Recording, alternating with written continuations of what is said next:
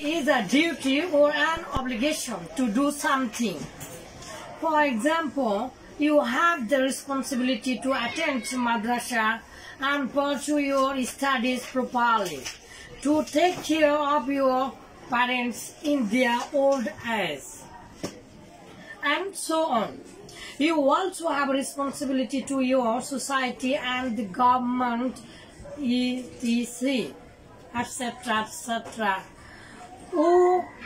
to help and neighbor in trouble, or to our vote if you are 18 or over.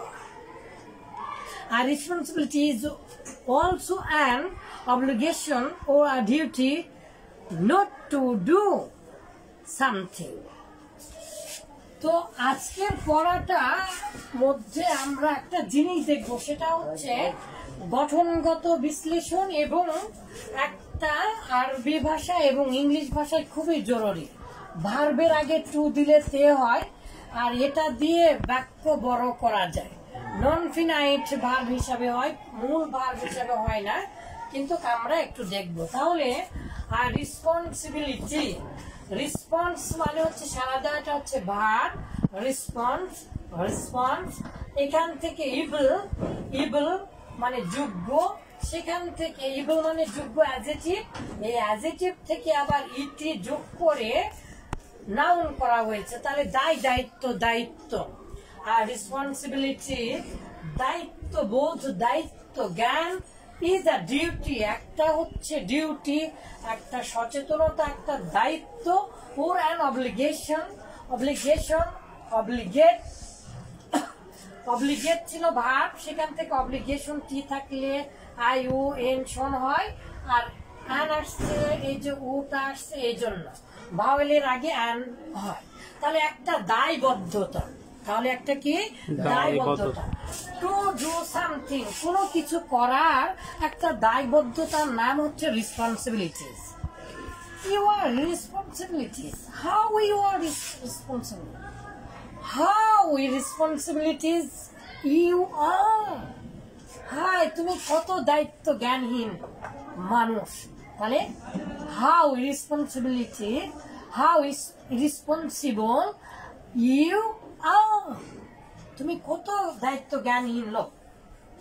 তাহলে দায়িত্ববোধ, দায়িত্ব, দায়ভার বা অব্লিগেট মানে যেহেতু বাধ্যবাধকতা, অব্লিগেশন, তাহলে দায়বদ্ধতা কিছু করার নাম হচ্ছে responsibility.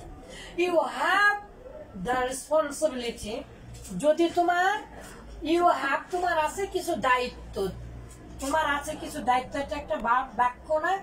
You have, you have, I have, you have, তাহলে উই হ্যাভ সাম রেসপন্সিবিলিটিস, আমাদের কিছু দায়িত্ব আছে। আচ্ছা, এখান থেকে কথা দেখেন, টু অ্যাটেন্ড। টু অ্যাটেন্ড মানে কি?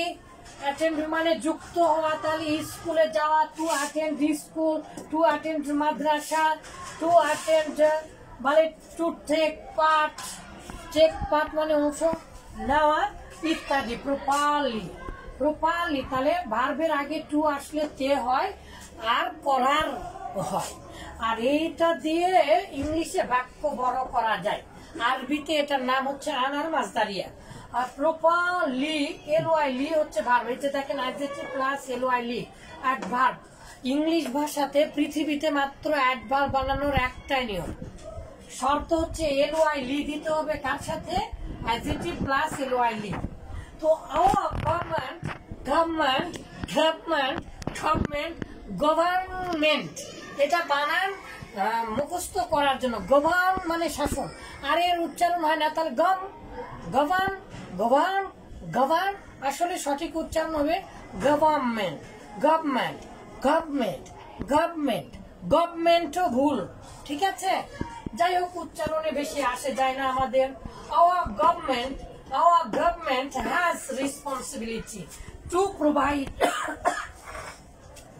to provide মানে কি? সরবরাহ করা। তাহলে আমাদের সরকারের দায়িত্ব আছে আমাদেরকে দেওয়া, প্রবাহিত করা, প্রবাহিত তো না, আমাদেরকে সরবরাহ করা। For its citizens. ইটস মানে যদি আইটি ইট এর পরে স্টপ না থাকে, তাও এই এস থাকে, তাহলে ইটস। ইটস মানে অফ ইট। তো সিটিজেন্স, সিটিজেন্স মানে নাগরিক, তাহলে না ইফেক্টিভলি। আচ্ছা রিমেম্বার, মনে কর, by discharging your responsibility will be good. এই যে উইল বি গুড, তাহলে এটা ভালো হবে, তাহলে এটা ভালো হবে। এটা শূন্যস্থান আকারে আসে, শূন্যস্থান আকারে এটা উইথ ক্লো বা উইদাউট ক্লোতে এটা এসএসসি, এসএসসি বিশেষ করে এটা এসএসসির পড়া, অর্থাৎ দাখিল আর এসএসসিতে এটা আসতে পারে শূন্যস্থান আকারে এবারে ধরা আছে।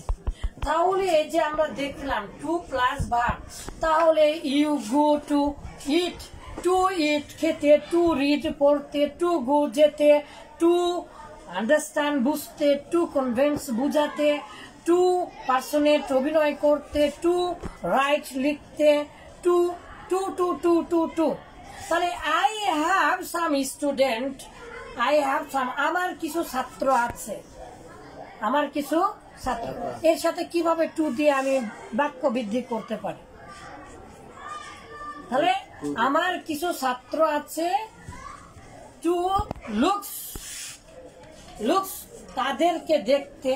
যেমন দেখেন এটার কিছু দায় দায়িত্ব আছে, হ্যাঁ তোমার কিছু দায়িত্ব আছে, টু অ্যাটেন্ড কি যোগ দিতে। তাহলে আমার কিছু দায়িত্ব আছে, তাহলে আই ওয়ান্ট টু গো, আমি চাই, চাইতে গো মানে যাওয়া, তাহলে আমি যেতে চাই, আমি অনেক পড়তে চাই, তাহলে কি হবে অনেক পড়তে চাই। I want to, I want to read, I want to read, I want to read more and more, more and more. তাহলে টু দিয়ে অনেক ব্যবহার হয়, অনেক ব্যবহার হয়, আপনারা আস্তে আস্তে জানতে পারবেন ইনশাআল্লাহ।